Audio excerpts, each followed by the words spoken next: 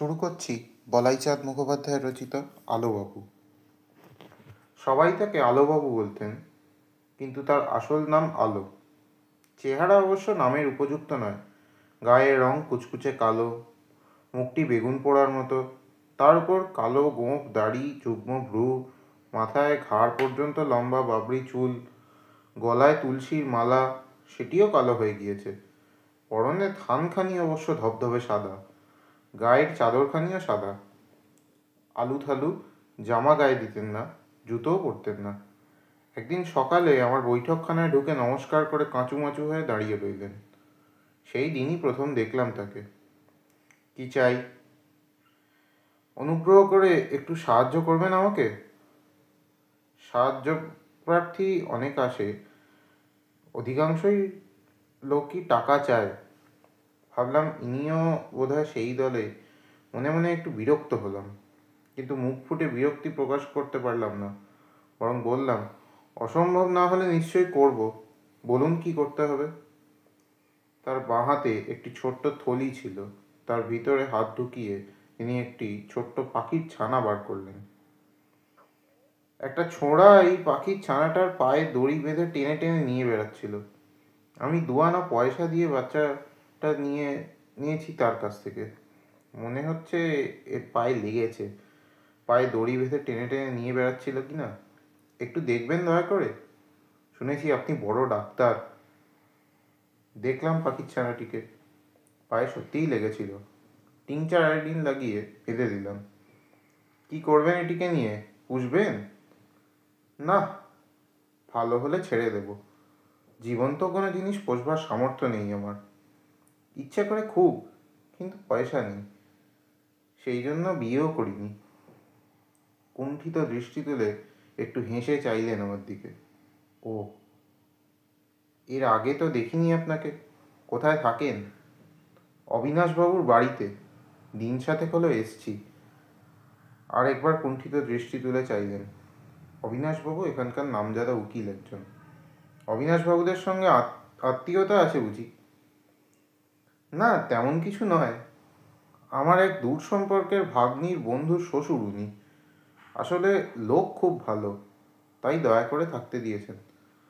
আলোবাবু পাখির ছানাটিকে নিয়ে চলে গেলেন। দিন কয়েক পরে অবিনাশবাবুর বাড়ি যেতে হয়েছিল আমাকে। সেখানে আলোবাবুর সঙ্গে আবার দেখা হয়ে গেল।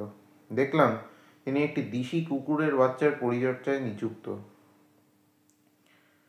আমাকে দেখেই এক মুখ হেসে বললেন, বিনুবাবুর কুকুর এটি। কুকুর পোষার শখ আছে, কিন্তু সেবা করতে জানেন না। 2টি চোখ এতক্ষণ পিছুটি ভর্তি ছিল। তুলো ভিজিয়ে পরিষ্কার করলুম। আর কুকুরকে সারাক্ষণ কি বেঁধে রাখলে চলে? ওদের সঙ্গে খেলা করতে হয়। কুকুরটার দিকে তাকিয়ে তার মুখের সামনে টুসকি দিতে লাগলেন। ল্যাজ নেড়ে নেড়ে খেলা করতে লাগলো কুকুরটা। বিনু অবিনাশের ছেলে, বয়স 10 বছর। অবিনাশবাবুর সঙ্গে দেখা হলো একটু পরে। বললাম, আপনার এই আলোবাবু লোকটি তো অদ্ভুত ধরনের মনে হচ্ছে। হ্যাঁ, অদ্ভুতই বটে। স্নেহের কাঙাল বেচারা, গরিবও খুব। আপনার সঙ্গে আলাপ হয়েছে নাকি? হ্যাঁ, এক পাখি পেশেন্ট নিয়ে গিয়েছিলেন আমার কাছে। দেখবেন তো যদি ওর চাকরি বাকরি জুটিয়ে দিতে পারেন কোথাও। সেবা করতে বড্ড ভালোবাসে, বিশেষত সেবার পাত্র ও পাত্রী যদি অসহায় হয়। দিন কয়েক পরে সিভিল সার্জনের সঙ্গে দেখা হলো। একসঙ্গে কলেজে পড়েছিল। কথায় কথায় আলোবাবুর কথা উঠে পড়ল। সিভিল সার্জন বললে, এখানকার হাসপাতালে ওকে প্রবেশনার ড্রেসার করে ঢুকিয়ে দিতে পারি, তবে 10 টাকার বেশি এখন পাবে না। পরীক্ষায় পাশ করলে তখন মাইনে বাড়বে। আলোবাবু হাসপাতালের আউটডোরে রোগীদের ঘা ধোয়াতে লাগলেন। মাসখানেক পরে কিন্তু চাকরিটা গেল তার। একদিন আমার ল্যাবরেটরিতে এসে শুষ্ক মুখে এসে বললেন, কি খবর? আমাকে দূর করে দিলে কেন? একটা লোকের পায়ের ঘা কিছুতেই সারছিল না। সেই আমাকে একটা ওষুধ দেখিয়ে দিয়ে বলল, ওই ওষুধটা দাও, তাহলে সেরে যাবে। ওটা লাগিয়ে অনেকের নাকি সেরে গেছে। দিলুম ওষুধটা লাগিয়ে। প্রায় সঙ্গে সঙ্গেই লোকটা চিৎকার শুরু করে দিলে। সে এক হই হই ব্যাপার। ডাক্তারবাবু এলেন। তিনি তো চোটেই লাল। বললেন, কার হুকুমে তুমি ঘায়ে কার্বলিক অ্যাসিড ঢেলে দিয়েছ? আমি আর কি বলবো, চুপ করে রইলাম। ডাক্তারবাবু আমাকে দূর করে দিলেন। আমি ওর ভালোর জন্যই ওষুধটা দিয়েছিলুম, আর ওর কথাতেই দিয়েছিলুম। আমি চুপ করে রইলাম। কি আর বলবো, সত্যিই অন্যায় করেছেন। কিছুক্ষণ বসে থেকে আলোবাবু চলে গেলেন। কষ্ট হতে লাগলো ভদ্রলোকের জন্য, কিন্তু কি করব ভেবে পেলাম না। দিন কয়েক পরে অবিনাশবাবুর বাড়ি থেকেও বিদায় নিতে হলো আলোবাবুকে। শুনলাম অবিনাশবাবুর স্ত্রী দূর করে দিয়েছেন তাকে। আলোবাবু যা করেছিলেন তা কোনো মা সহ্য করতে পারেন না।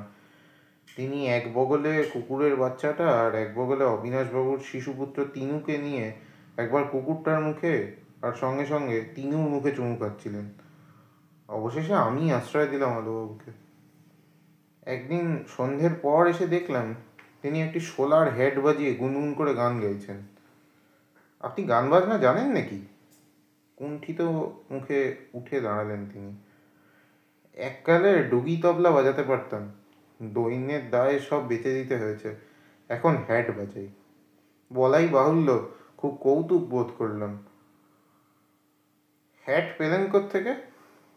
অনেক আগে স্যুট পরতাম, সব গেছে, ওই হ্যাটটা আছে কেবল।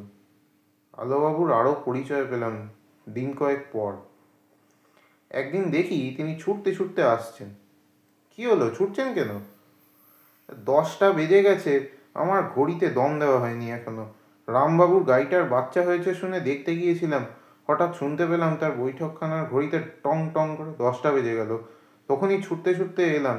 আমার ঘড়িতে ঠিক 10টার সময় দম দিই। আমাদের যেমন খাবার, ঘড়ির তেমনি দম। বেচারির খেতে দেরি হয়ে গেল আজকে। তাড়াতাড়ি ঢুকে পড়লেন নিজের ঘরে। আমি একটু অবাক হয়ে গেলাম। আলোবাবুর যে ঘড়ি আছে তা জানতাম না। তার পিছু পিছু এসে একটু আড়াল থেকে দেখতে লাগলাম। দেখলাম ঘরে ঢুকতেই তিনি নিজের ভাঙা তোরঙ্গটা খুললেন। তার ভিতর থেকে বার করলেন একটি ছোট্ট টিনের বাক্স। বাক্সের ভিতর থেকে বেরোলো একটি ন্যাকড়ার ছোট্ট পুঁটুলি। ন্যাকড়াটি খুলতেই লাল রঙের শালুর পুঁটুলি বেরিয়ে পড়ল। সেটি খুললেন, বেরোলো রেশমি ন্যাকড়ার পুঁটুলি। সেটি খুলতেই বের হলো খানিকটি তুলো, তারপর ছোট্ট ঘড়িটি। 3 পুরু কাপড় ঢাকা ঘড়িটাকে আঙুলের মতো রাখতেন তিনি সযত্নে। ঘড়িটি বার করে চাপটালি খেয়ে বসে তারপর চোখ বুজে বুজে ধীরে ধীরে দম দিতে লাগলেন। মনে হলো যেন পুজো করছেন। অবিনাশবাবুর কথাটা মনে পড়ল। স্নেহের কাঙাল বেচারা, জীবনে কিন্তু ভালোবাসার সুযোগ পাচ্ছে না কোথাও। সে সেই জন্যই সব স্নেহ উজাড় করে দিয়েছেন বোধহয় ঘড়িটার ওপর। একদিন ল্যাবরেটরি থেকে ফিরে দেখি আলোবাবু হেড বাজিয়ে তারস্বরে গান গাইছেন। 2টো লাইনই বারবার গাইছেন। হামায় ওরা সইল না কেউ, আমার কাছে রইল না কেউ। আমি খানিকক্ষণ দাঁড়িয়ে রইলাম অবাক হয়ে। এমন গলা ছেড়ে গান গাইতে শুনিনি কখনো তাকে। দাঁড়িয়ে থাকতে দেখে থেমে গেলেন তিনি। আজ এত জোরে গান গাইছেন যে? এমনি। তারপর আমার দিকে চেয়ে কুণ্ঠিত হাসি হেসে বললেন, আমার ঘড়িটা চুরি হয়ে গেছে, ঠিক সময় দম দিতে পারবে না হয়তো। টপ টপ করে তার চোখ দিয়ে জল গড়িয়ে পড়ল কয়েক ফোঁটা। আলোবাবু এখন পাগলা গারদে আছেন। সমাজের সঙ্গে নিজেকে খাপ খাওয়াতে পারলেন না কিছুতেই।